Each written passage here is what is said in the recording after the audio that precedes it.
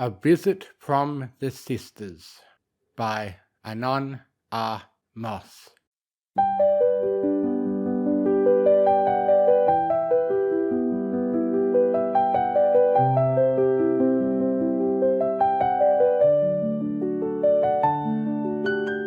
'Twas the eve of Hearth's warming, and all through the town all the ponies were smiling with nary a frown. Everyone was laughing and in a fine mood, with drinks and candies and lots of good food.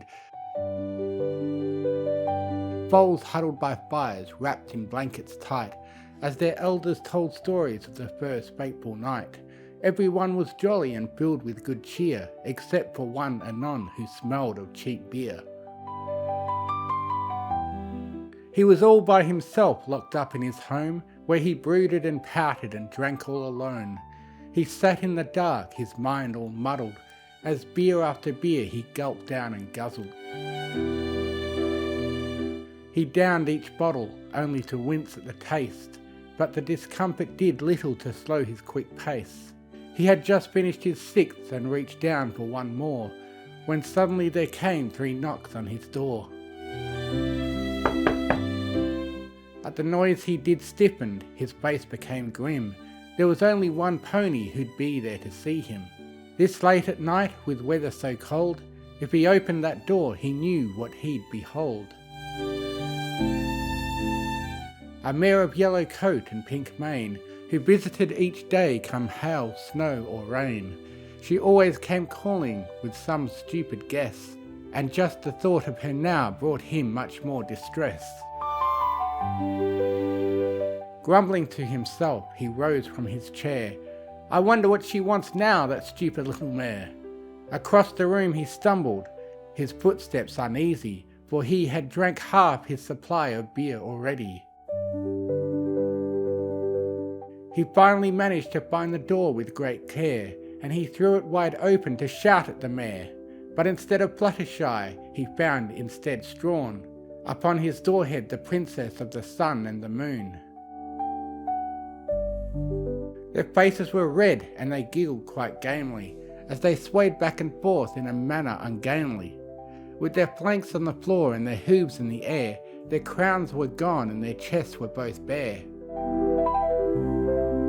As the door opened they looked at the man, and with a drunk smile Luna quickly began to cheer and to shout, though her words were quite slurred. "Ah, there he is!" she practically purred.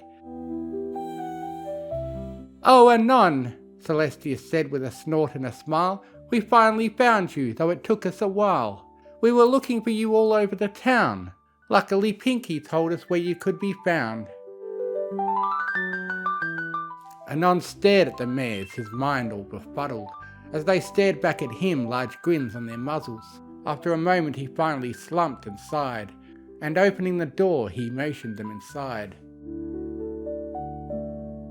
"Get your flanks in here," he said through his teeth, "and Luna, kindly stop eating my wreath." The mares didn't need to be told more than twice, and they slipped inside out of the cold and the ice. They glanced around blankly as he slid the lock in place. Then Celestia said with a sad look on her face, "Where is the fire? Where are the treats? Where are the streamers and the decorative sheets?"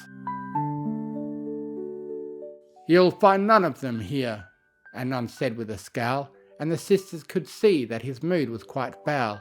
"I haven't celebrated the holidays in over 3 years, but if you're looking for a drink, I have some more beers."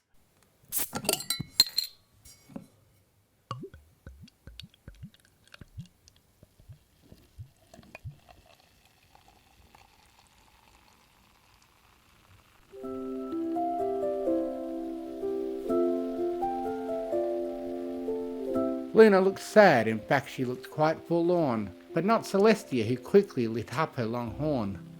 And in a flash of light and a jingle-like sound, festive things began to appear all around. There was a tree in the corner and the streamers down the halls, and wreaths and garland appeared on the walls. Candles appeared with their flames all a-flicker, as Celestia danced around with a whinny and a nicker.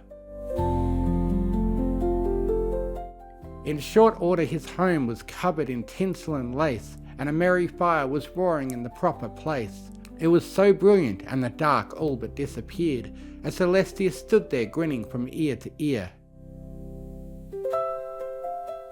"There we are," she said with a drunken half giggle, and diving on his couch she began to wiggle. Under the blankets in front of the roaring fire, Anon just stood there trying to figure out what had transpired. "Where did this come from? What have you done?" "Oh, Anon," she giggled, "don't ruin the fun. My sister and I have watched you each year, as you sit all alone and drown in your beer. That's no way to celebrate such a wonderful night, so my sister and I are here to make everything right." "'Tis true," Luna added with a lopsided grin, "for I too know about the sorrow that lies deep within." "You two are crazy," Anon harped. "I'm perfectly fine." Celestia then pouted and held up some wine. "Please, Anon," she said, her lip all a-quiver, "will you at least let us help you kill off your liver?" Anon stared at the bottle and tried to debate whether or not he was in the right state. To deal with these ponies they could be quite tricky, but eventually he decided that he couldn't be picky.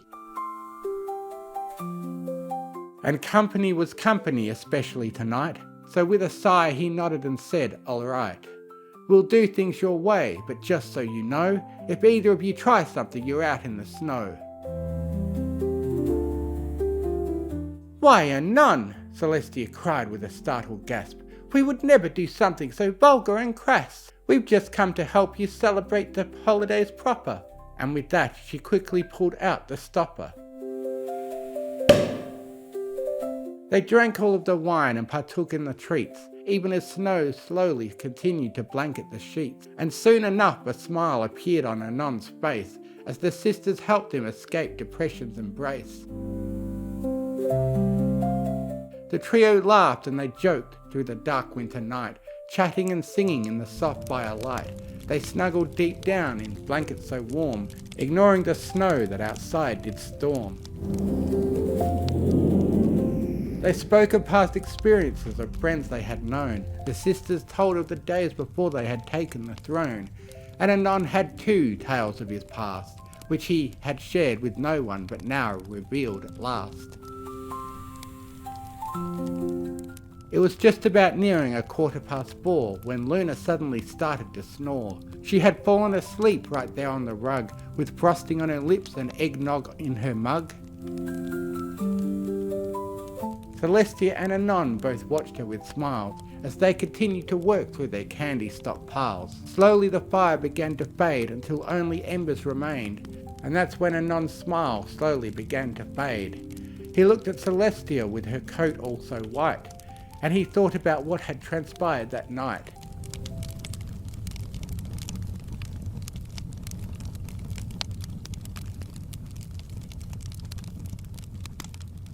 So as the embers and the burnt logs did sputter, Anon leaned back and said in a mutter, "Thank you, Celestia, for all that you've done, but all of this stuff you've clearly overdone.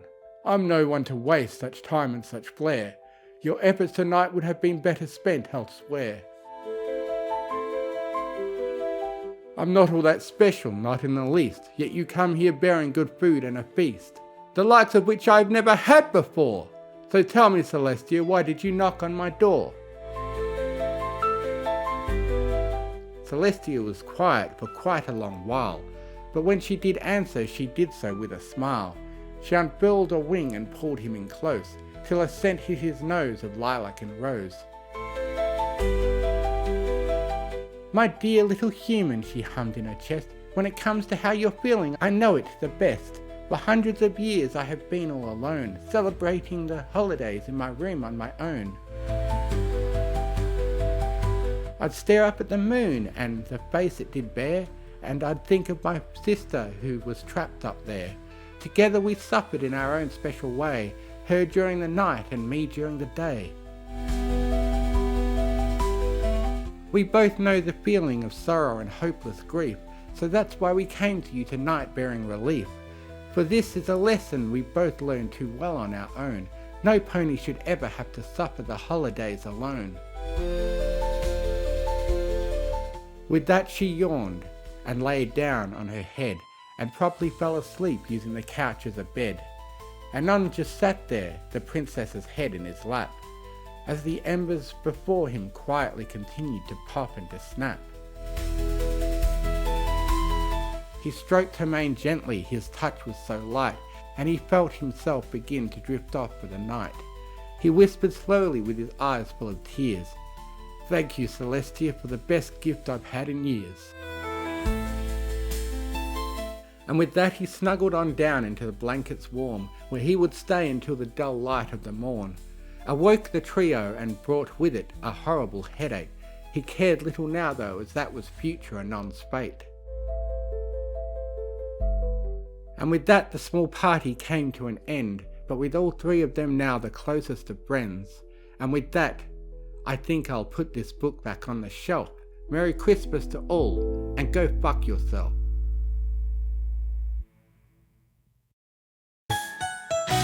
It's the Mystery Pony Fiction Channel.